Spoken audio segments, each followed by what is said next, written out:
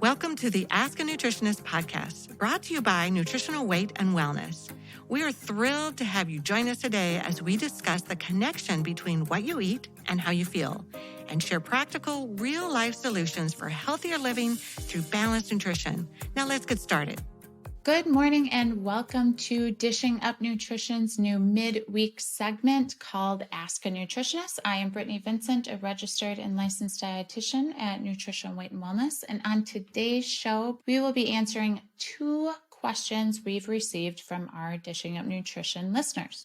So the first one isn't so much a question, but it is breakfast ideas. We get this question or this topic suggestion a lot with our clients, our class participants, and I know that there's been more than one Dishing Up Nutrition listener that has requested this topic. So it is a good one because I think that people get stuck in a rut really easily with breakfast. And in America, we're really conditioned to want sweet things for breakfast, unfortunately. Think about it. Cereal, donuts, rolls, muffins, they're all very sugary things. It's like wanting dessert for breakfast, really. So let's start out with eggs. That is the obvious answer, right? And I think a lot of people just get tired of eating eggs every single day. But what I would encourage you to do is switch it up. Maybe cook them different ways, have different combinations. So here's some ideas. An egg bake is wonderful because you can add a variety of different vegetables in there. You could add hash browns. You could add diced up sweet potato. That's a great dish to make just to kind of clean out your refrigerator with all the leftover vegetables at the end of the week. And then you could add cheese. And if you're dairy free, then just eliminate that cheese. And then when it comes time for breakfast, all you have to do is heat it up. Super, super simple. You can freeze egg bake as well. You can also put them in muffin tins. So it's like little egg muffins, and that can be great for a quick on-the-go breakfast as well. You could do poached eggs. You could have your poached eggs over some spinach or tomatoes, and then with maybe a side of fruit or some sweet potato or little baby red potatoes on the side. That would be a delicious breakfast. Scrambles, egg scrambles, super easy. Again, kind of like the egg bake, you can throw so many different things in there. You could throw sausage, bacon, smoked salmon, any leftover meat from dinner, or you could skip adding additional protein and just load it up with vegetables instead. And then again, you could, for your more concentrated carbohydrate, have a side of fruit or potatoes in there. Hard-boiled eggs, that is a really quick option for the morning. I have some clients that say, I just need something that doesn't take me any time. And a few hard-boiled eggs, a little bit of fruit, maybe a clementine is super simple, and a quarter cup of nuts. It does not get much quicker than that in the morning. You could make an egg salad up. I know that's not a traditional breakfast option, but it is equally as delicious as any of these other ways to cook your eggs. And it might sound strange, but I like to eat my egg salad with some apple slices. Kind of gives you that sweet savory combination. You can use celery or carrots as your dipper for that egg salad. Again, lots of options that you can do there as well. Another very quick option for breakfast, and those of you that maybe aren't super hungry in the morning, a smoothie is a wonderful option. And there's a ton of different ingredients that you can throw in there. Start with your protein powder. Whey protein is great if you tolerate dairy. If you don't, I would recommend a paleo protein powder that is made from beef. And then you want to be getting, I would say, at least 21 to 28 grams of protein from that protein powder. So just look on the nutrition facts label on your protein powder to see how many grams are in one scoop. Then you can figure out how many scoops you need in there. So you've got your protein, and then you could add half a cup of fruit, whether it be fresh or frozen, doesn't matter. And then I encourage you to add some vegetables in there because you don't really notice the taste. So spinach is super simple. You could do kale. I have been really into frozen riced cauliflower in my smoothies lately. It makes a really great texture. And again, you don't taste that cauliflower. If you have the key greens, you could add that in there as well. And then lastly, the fat, which could be canned coconut milk, it could be nut butter, could be avocado. Those are some easy fat options to add in there. And again, you can switch up the flavors too. If you are somebody that feels like you need to chew your breakfast to feel satiated, you can make a smoothie bowl. So blend up your protein powder with that coconut milk. You might need to add a little extra water in there. That'll make it nice and thick. And then you can top your smoothie bowl with your fruit. And then it's kind of more like a yogurt parfait in a way, but it's a smoothie bowl. So that is a wonderful option as well. One favorite breakfast at my house are banana pancakes. So the original recipe is 2 eggs and 1 banana. You mix it all together. I use an immersion blender. You can add cinnamon, vanilla extract in there, and then you fry it like a pancake. Sounds strange, but it totally works. And I actually add more eggs in there to up the protein. So I generally use more like 3 eggs for 1 banana. To keep it to a half a banana for 1 serving, you're only then getting an ounce and a half of protein. So I would add some additional protein to this, whether it be, some sausage on the side. I think that's delicious, that savory sweet combo, or you could do bacon on the side, or maybe some hard-boiled eggs.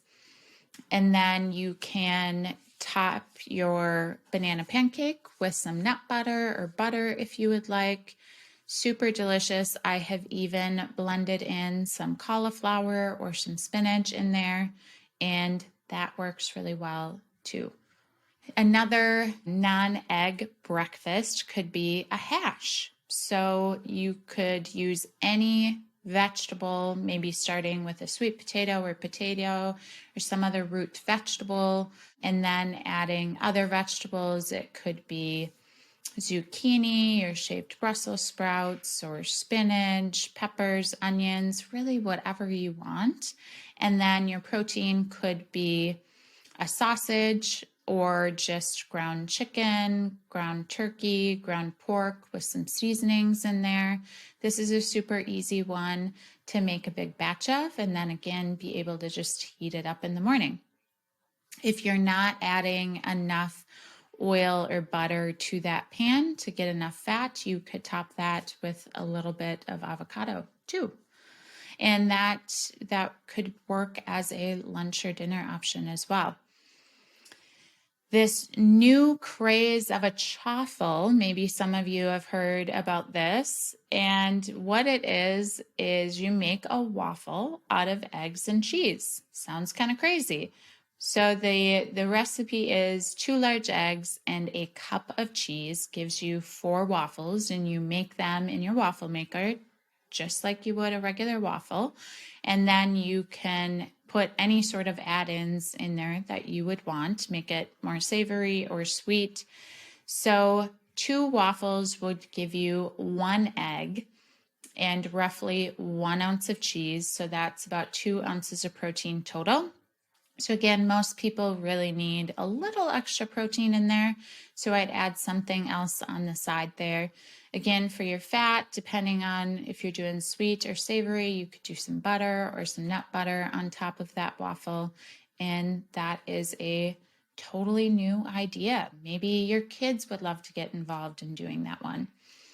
And then here is my last breakfast idea. You don't need to eat breakfast foods for breakfast. So maybe you just have leftover dinner for breakfast. I know for some people that sounds not very appealing, but once you wrap your mind around that, it makes things so much easier because then any food in your fridge can just be used interchangeably for breakfast, lunch, or dinner, or even snacks. So that is one thing to think about. You know, a lot of my clients will have their chili for breakfast. That's an idea. My second question that I'm going to answer today is bacon actually bad for you? Or is the highly processed part, along with nitrates, the bad part? This is a favorite food of ours, and our favorite brand is Hatfield Extra Thick Cut with no nitrates or nitrites. So this goes very well with the original question or topic of breakfast ideas. So the short answer is no. A good quality bacon is not bad for you. So let me start by telling you what bacon actually is. So bacon most often comes from the pork belly, and then it's sliced and it's injected or soaked in a brine solution containing salt, sometimes sugar, sometimes nitrites, sometimes other flavoring, and then it may or may not be smoked. Cured bacon is preserved with a commercial preparation of salt and sodium nitrites. And nitrites are additives that are responsible for giving bacon its pink color. And then it has some other functions as well in bacon. Uncured bacon is bacon that hasn't been cured with that sodium nitrates. Usually it's cured with a form of celery, which contains naturally occurring nitrates, along with just plain old salt and maybe some other natural flavorings like parsley or beet extract, something like that. Bacon historically, it's been said to be unhealthy, mostly because of the saturated fat content and the sodium content. In many of our podcasts and articles, we've really debunked the idea that saturated fat is what causes high cholesterol. So if you want to learn more about that, I would encourage you to listen to some of our past shows or read some of our past articles talking about cholesterol, and we will definitely address that topic in those. So what about the sodium? Yes, bacon has a lot of sodium. It does. And it can vary quite a bit from brand to brand. But here's the thing. If you are eating a real whole food diet, you're not getting excessive amounts of salt. In fact, most whole, real foods are very low in sodium. And even if you do salt your food, that is totally fine. In fact, I would encourage you to salt your food if you are eating real foods, because you want to make sure you're getting enough salt and sodium as well. So if you are eating a real food diet, adding a few strips of bacon here and there is not going to put you overboard for most individuals as far as sodium content is concerned. So I wouldn't recommend eating bacon with every single meal, but again, having a few strips at breakfast sometimes, or maybe you're putting it on a salad, I think for the majority of people, that's not a concern at all. When you're looking at purchasing bacon, you do want to think about quality. And there's, again, tons of different options out there, not all created equal. So first, look at the ingredient list. I would encourage you to do that with any food that you're looking to purchase at the grocery store. So peek at that ingredient list and find one that has the fewest ingredients. Organic pasture-raised bacon is the best option. Now that is harder to find. So here in the Twin Cities, Minnesota, you'd really find that organic pasture-raised at a co-op, maybe some of the farmers markets, or just a local farmer. And then if it's at a farmer's market or a local farmer, just ask questions as far as whether or not it's pasture raised. And sometimes local farmers are not certified organic just because it's a very expensive process to become certified organic, but many times their practices would be considered organic practices. And then the question of the nitrites. So nitrite-free is ideal to avoid the food additive nitrites. Some people do react negatively to those, and there is some research suggesting that they may be carcinogenic. And as I mentioned earlier, sometimes they do add like celery salt as a naturally occurring source of nitrites. And when we think of what does bacon count as, so it does give you protein. So we would count it as a protein. 2 slices is roughly about 7 grams of protein, and 7 grams is equal to 1 ounce of protein. So of course, this could vary quite a bit depending on just how thick your strips of bacon are. And then I just want to briefly talk about how to cook bacon. Several years ago, I discovered baking your bacon, and it was a game changer because I hated pan frying bacon, and then there's grease everywhere, and it's just a mess. So you can bake your bacon. I would put a sheet of parchment paper down on there and then put your bacon on there. About halfway through, I always flip it and I drain the grease. And then I find if you drain the grease halfway through, it gets even crispier, which is what I love. And you can save that bacon grease. If you are buying good quality bacon, then that bacon grease is completely fine to use. And that would be a delicious addition to many different vegetable dishes that you could do throughout the week. And then if you bake your bacon, you can bake a whole pack at a time and then just store it in the fridge so you're ready to go for breakfast, or again to put on top of a salad or whatever you're looking to do with your bacon. So I hope I gave you some fresh ideas for breakfast and you learned a little bit about bacon as well. Thank you so much for listening to Dishing Up Nutrition's Ask a Nutritionist. If you have a nutrition question you would like us to answer, we invite you to join our Dishing Up Nutrition Facebook community by searching Dishing Up Nutrition on Facebook.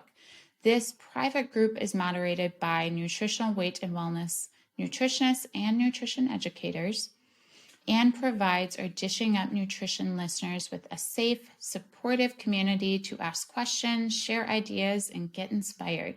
And once you're a member of our community, we invite you to join the conversation and share your questions with us. So please don't be shy. If you have a question, just let us know, and we look forward to hearing from you.